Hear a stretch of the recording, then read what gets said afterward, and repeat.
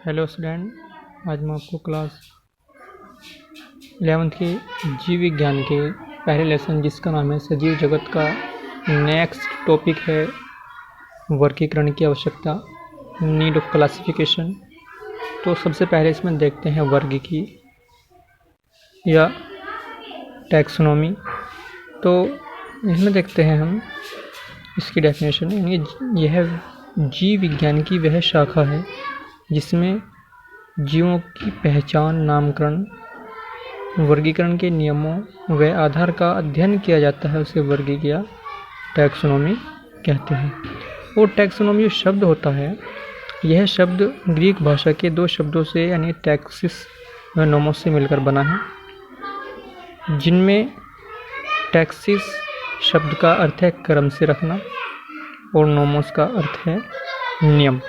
अतः टैक्सोनॉमी शब्द का अर्थ हुआ क्रम से रखने का नियम, यानी किसी जीव को अगर हम वर्गीकृत करते हैं, इसका वर्गीकरण यानी क्लासिफिकेशन करते हैं, तो उसे हम क्रम से रखते हैं।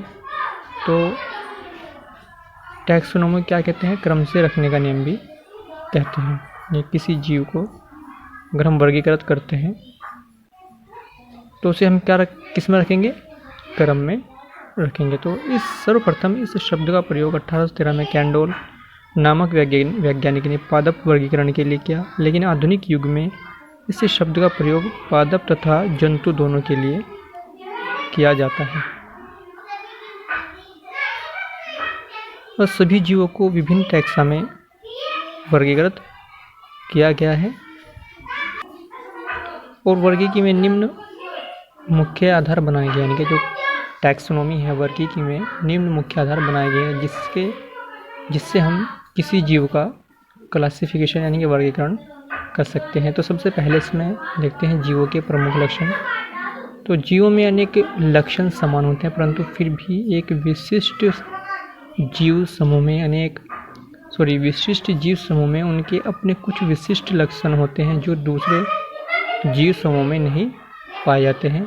और ऐसे अनेक लक्षणों को पहचान कर उन्हें वर्गीकरण का मुख्य आधार बनाया गया है। तो सबसे पहले क्या करें? जीव के प्रमुख लक्षण। अगर जीवों के प्रमुख लक्षण समान हैं, लेकिन जो उनके विशिष्ट जीव समूह में जो उनके लक्षण होते हैं वे क्या होते हैं?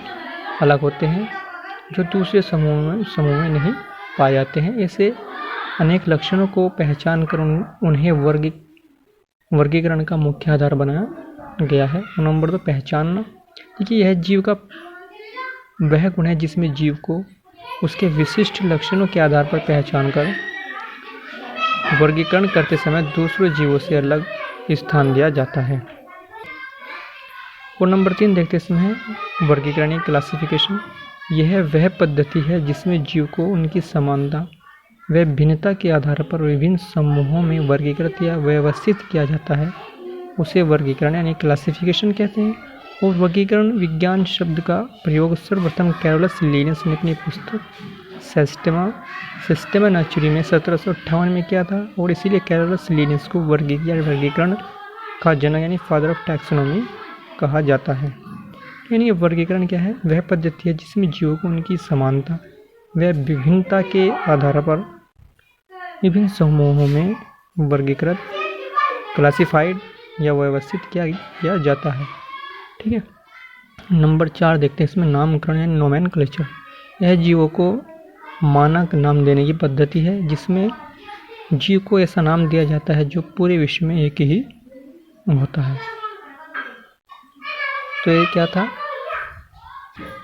वर्गीकरण की आवश्यकता के लिए कुछ पॉइंट थे। तो इसमें देखते हैं हम वर्गीकरण व वर्गीकी का महत्व। देखिए, वर्गीकरण और वर्गीकी के महत्व निम्नलिखित है।